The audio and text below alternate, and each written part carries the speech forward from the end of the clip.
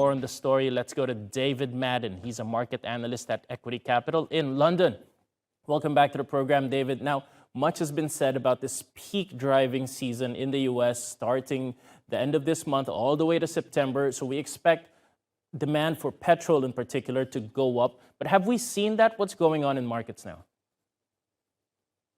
Well, what we've seen is that gasoline prices, or petrol prices as we call them here in Europe, have been strong in the United States ahead of the very closely watched driving season. And this is a function of a couple of factors, but mostly the fact that the underlying oil market, as you mentioned, Brent crude oil, is at close to a 2-month high. And it's a continuation of concerns about squeeze supply issues. OPEC Plus don't appear to be in any major rush to actually ramp up output beyond the current rate at which they're doing it. And as you mentioned in your intro, we continue to have division in the European Union in relation to how to impose sanctions on Russian energy.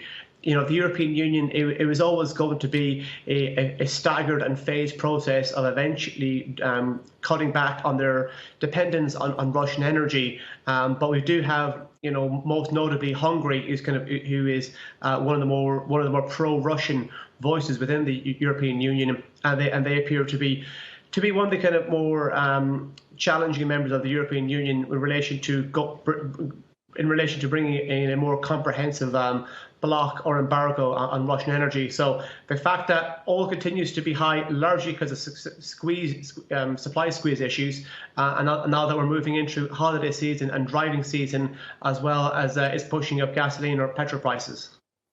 Right. So looking at demand again, are we approaching that point where we reach the so-called demand destruction, where oil just gets too expensive and consumers decide not to buy as much of it? I don't think we're quite there yet. Obviously, it certainly isn't a helping situation that oil is at elevated levels. You know, it's no coincidence that oil is at fairly high levels in the grand scheme of things.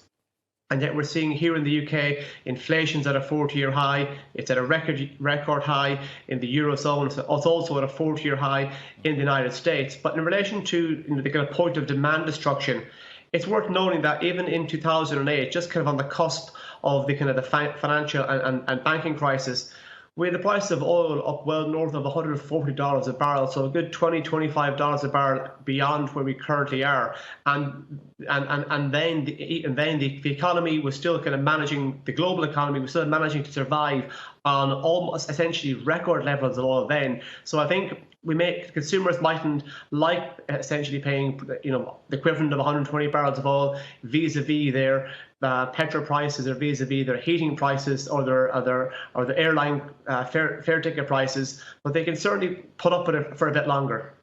All right. David Madden joining us from London. Thank you for your analysis.